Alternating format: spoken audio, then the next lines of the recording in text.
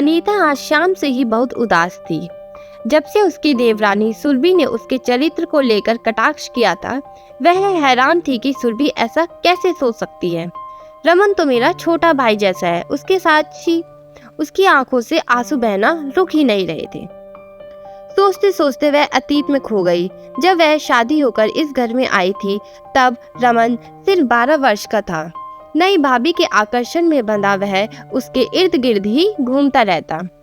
शर्मीलेपन के कारण बोलता कुछ नहीं, पर कमरे में उसके आसपास चक्कर लगाता रहता।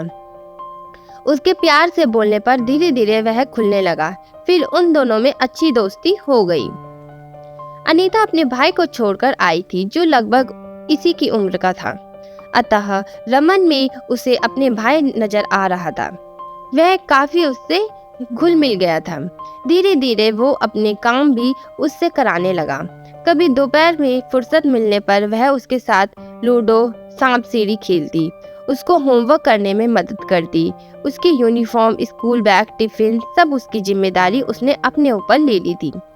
मम्मी जी उन दोनों का प्यार देखकर खुश होती। बड़े होने पर भी वह हर जरूरत के लिए भाभी को ही आवाज लगाता। समय रेत के समान मुट्ठी में फिसलता गया। पढ़ाई पूरी करने के बाद वह एक मल्टीनेशनल कंपनी में अच्छे पद पर कार्य करने लगा। अब समय था उसके लिए एक लड़की चुनने का, तो यह जिम्मेदारी भी उसके सास ससुर ने उसके ऊपर ही छोड़ दी। बेटा, अपनी जैसे ही संस्कारिक लड़की का चुनाव तुम्हें ही करना है, जो परिवार में तालमेल बिठा सके। उसकी खोज सुरभि पर जाकर रुकी। सुरभि हर तरह से उसे रमन एवं परिवार के योग्य लगी। चट मंगनी पट ब्याह हो गया और सुरभि उसकी देवरानी बनकर घर आ गई। स्वभाव से मजबूर उसने उसे भी अपनी छोटी बहन की तरह समझा।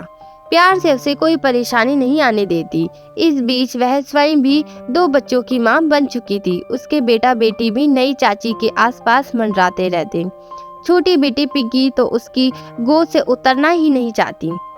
खाना भी उसी के हाथ से खाती। हाँ, अभी रमन के व्यवहार में कोई परिवर्तन नहीं आया था। वह अपनी छोटी बड़ी जरूरत के लिए भाभी को ही आवाज लगाता। शादी को कुछ माह गुजर चुके थे, सब कुछ ठीक चल रहा था, किंतु सुरभि को अब यह पसंद नहीं आता था कि रमन अपनी भाभी से किसी काम के लिए बोले।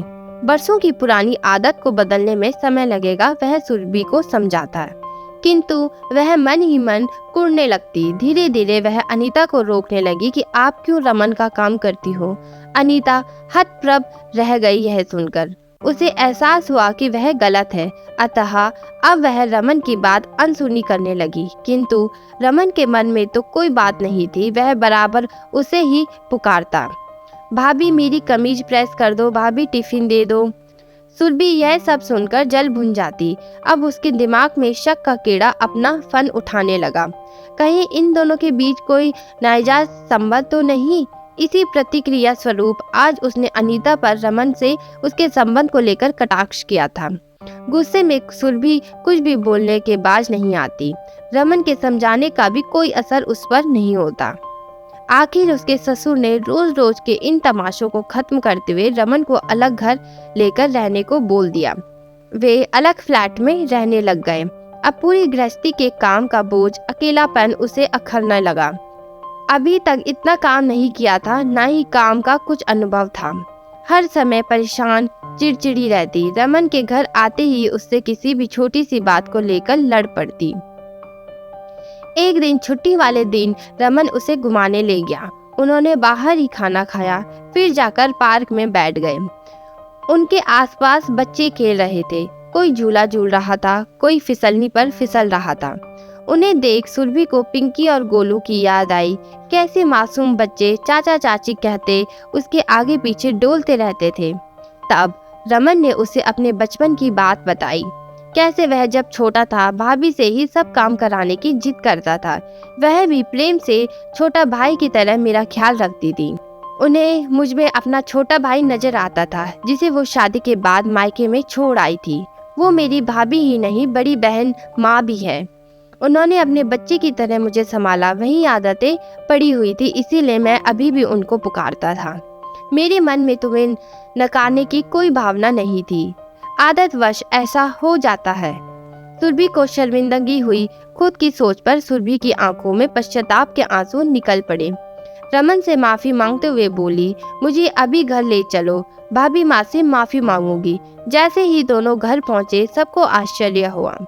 अनीता को देखते ही उसके पैर पकड़कर बोली, भाभी माँ मुझे माफ कर दो, मैं अपने किए पर शर्मिंदा हूँ। अनीता उसे उठाकर गले लगाते हुए बोली, तू मेरी छोटी बहन है, छोटे से कैसी नाराजगी। सब प्रसन्न होकर ठहाके लगा रहे थे। सुबह का भोला शाम को आए, भोला ना कहलाए।